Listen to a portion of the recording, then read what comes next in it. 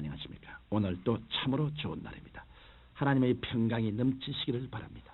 저는 오늘 여러분과 함께 창세기 13장 14절로 18절의 말씀을 가지고 동서남북을 바라보라는 제목으로 은혜를 나누고자 합니다.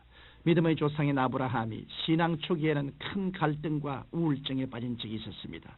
수십 년 동안 돌보아오던 조카 롯이 물질 문제로 인하여 아브라함을 등지고 떠난 것입니다. 아브라함은 삼촌으로서 또한 믿음의 아버지로서 내가 좌하면 나는 우하고 네가 우하면 나는 좌하리라고 양보까지 했던 것입니다. 롯이 그 당시 상업도시인 소돔과 고모라를 향해 떠난 후 아브라함의 마음에는 깊은 허전함과 회의가 들어왔던 것입니다. 이런 아브라함에게 하나님은 찾아오셔서 이렇게 말씀하셨습니다. 너는 눈을 들어 너 있는 곳에서 동서남북을 바라보라. 보이는 땅을 내가 너와 내 자신에게 주리니 영원히 이르리라. 하나님께서 아브라함에게 하신 이 말씀 속에는 하나님께 주시고자 하시는 위대한 축복의 비결이 들어있습니다. 저는 이 말씀의 깊은 의미를 깨닫고 난 다음 저희 영적 생활뿐 아니라 목회 생활에 있어서 지대한 영향을 받았습니다. 이 말씀으로 나로 하여금 세계를 향해 진출할 수 있는 위대한 계기를 만들어 주었던 것입니다. 오늘은 이 말씀을 통하여 하나님께서 주시는 축복을 받을 수 있는 비결이 무엇인지에 대해 살펴보기로 하겠습니다. 첫째로 하나님의 축복을 받으려면 목표를 설정해야 합니다. 여러분이 세상에 살면서 삶의 목표와 방향을 설정하지 않거나 또는 잘못 설정하면 여러분은 일생을 망칠 수밖에 없습니다. 오늘날 살아갈 분명한 목표를 설정하지 못하고 바람 부는 대로 물결 치는 대로 기회주의자가 되어 방황하다가 결국은 큰 불행을 당하거나 또는 목표를 올바로 설정하지 못하므로 죽도록에만 쓰다가 실패자가 되는 사람이 얼마나 많은지 모릅니다. 목적지 없는 항해, 목표 없는 달리기는 얼마나 위험하며 무의미한 것이 아닙니까? 사람이 인생의 방향을 잘못 잡으면 가시와 은극기밭 속에서 방황하다가 죽도록 고생만 하게 되는 것입니다. 그런데 연약한 인간인 우리는 목표를 설정하기 전에 그 목표가 크든 작든 기도한 다음 목표를 설정해야 합니다. 하나님께서는 성도의 개개인을 향하여 분명한 계획을 가지고 계십니다. 그 때문에 그리스도인들은 목표를 설정하기 전에 우리를 향하신 하나님의 계획을 알기 위해 간절히 기도해야 하는 것입니다. 그러면 하나님께서는 직접 또는 간접으로 혹은 환경을 통해서 아브라함에게 지시하셨듯이 우리에게 올바른 목표를 지시해 주시는 것입니다. 만일 우리가 마음대로 목표를 설정한다면 우리는 하나님의 역사를 체험할 수 없습니다. 이러므로 충분한 시간을 내어 하나님께 기도해야 합니다. 기도할 때 하나님께서 우리 영을 통하여 깨달음을 주시고 인간의 이성을 초월한 위대한 계획과 소원과 신념과 평화가 넘쳐나게 하십니다. 이것이 바로 하나님의 생각이며 우리의 바라볼 목표인 것입니다. 여러분께서는 기도를 통해 바라볼 것 즉 목표를 설정하고 하나님의 큰 축복을 기대하며 체험하게 되시기를 주님의 이름으로 축원합니다. 둘째로 목표를 설정한 다음에는 뜨거운 기대를 가지는 것입니다. 뜨거운 기대가 없는 사람은 아무것도 얻을 수 없습니다. 히브리서 11장 6절에 하나님께 나아가는 자는 반드시 그가 계신 것과 또한 그가 자기를 찾는 자들에게 상 주시는 이심을 믿어야 할지니라고 하셨습니다. 이러므로 하나님을 앙망할 때는 상 주실 것을 기대해야 합니다. 기대가 있을 때 일할 의욕이 생기고 보람을 느끼게 됩니다. 기대가 없으면 고난이 왔을 때 쉽게 무릎을 꿇고 맙니다. 그러나 뜨거운 기대가 있으면 어떠한 고난이 다가오더라도 그게 굴복하지 않고 힘차게 전진할 수 있는 것입니다.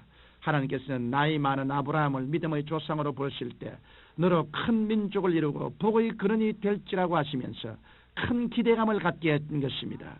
출애굽한 이스라엘 백성들이 40년의 광야 생활을 견뎌낸 것도 젖과 꿀이 흐르는 땅에 들어간다는 기대감이 있었기 때문입니다. 이와 같이 오늘보다 내일이, 이번 달보다 다음 달이, 금년보다 명년이 더 잘 될 것을 기대할 때, 그 기대감이 넘칠 때 힘찬 발걸음을 내어드릴 수 있는 것입니다. 저는 세계 최대의 교회를 세워 하나님께 영광 드리겠다는 뜨거운 기대를 갖고 있었습니다. 그러자 그 뜨거운 기대는 저를 이른 새벽부터 밤늦까지 목숨 바쳐 기도하고 신방하고 공부하고 설교하도록 하게 만들었던 것입니다. 그 결과 교회가 급속도로 성장하여 오늘에 이를 수 있었던 것입니다. 이러므로 하나님의 축복을 받으려면 올바른 목표를 설정한 후에 뜨거운 기대를 가져야 합니다. 자나 깨나 그 기대가 나를 사로잡아야 합니다. 그래야 할 때 하나님께서는 그 기대를 통하여 위대한 역사를 행하시는 것입니다. 셋째로 목표를 설정하고 기대를 가졌으면 환상을 가득히 품어야 합니다. 하나님께서는 아브라함에게 눈을 들어 동서남북을 바라보라고 하셨습니다. 하나님께서 단지 말씀만으로 그치지 않았습니다. 하나님께서는 더욱 확실한 환상을 주기 위해 너는 일어나 종과 횡으로 행하여 보라. 내가 그것을 내게 주리라고 말씀하시는 것입니다.